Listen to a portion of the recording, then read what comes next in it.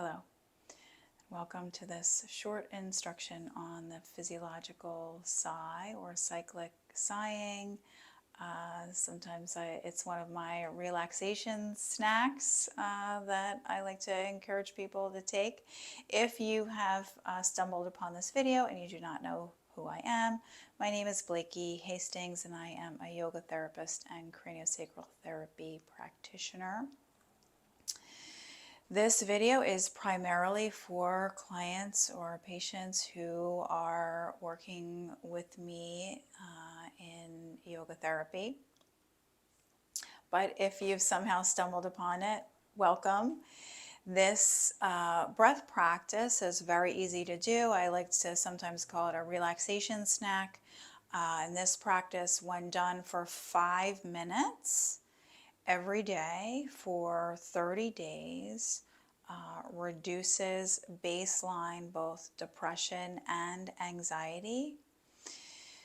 Now, you may need to build up to 5 minutes because I'll show you, you're going to do, and if you get too much into the chest right away, then you may start to actually increase anxiety. So you have to make sure that you're breathing from the belly, and this is why we begin all of our pranayama work, all of our breath work practices with first learning the 3-part or Durga breath, or sometimes called the diaphragmatic breath, so that the body is familiar with the process of breathing, inhaling, expanding, and exhaling, contracting, and that we are at least on the path of building this deep belly inhale. So the physiological sigh, as I said, it goes like this. You inhale through your nose as you normally would, the normal amount. So let's just take a couple of normal breaths. Don't change anything about your breath. Just notice your nose. Notice the air moving through your nose.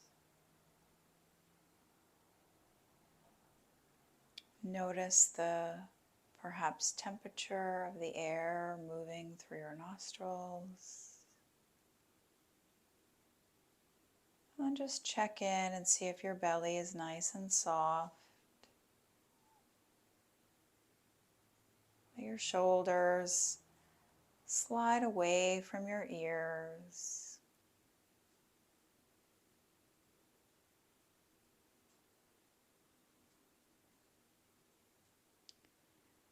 And so for the cyclic sighing, you inhale through your nose and then you inhale a little bit more and then exhale through your mouth. So it looks like this.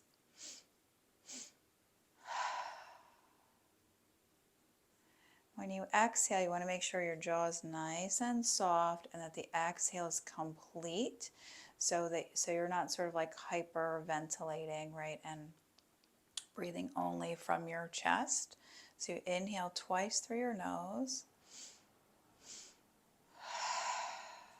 And then all the way out, it's a sigh through your mouth. So we begin this practice with 1 minute.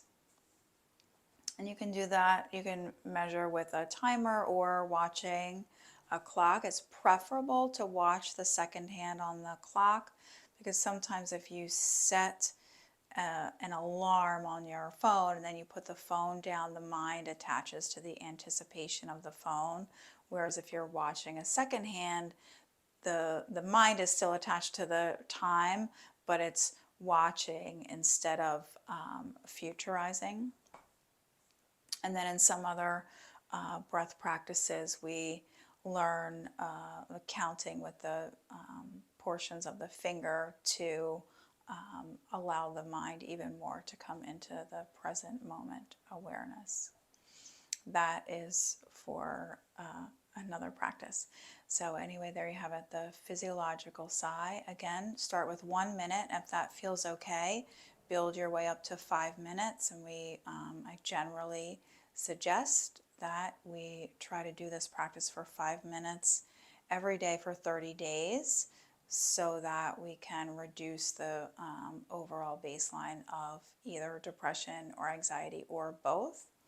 another way that you can, that I sometimes will recommend, in a way that I use this breath myself, is in the transitions in life, because sometimes what can happen is, you're in one environment and your nervous system and your senses become accustomed to whatever that environment is, to the input of information and the rhythm of what's happening there. And then when you change environments, the whole system gets disrupted, right? And that's can be a trigger either to like imbalance, disharmony can be a trigger to anxiety. And so if you begin the habit of taking a couple of these breaths, say when you get in the car, or like if you're going, if you're still working outside the home, and a lot of people now work from home, but if you work out of the home and you have an elevator ride, or you're walking through a garage or something to get to your workplace, and you just take a couple,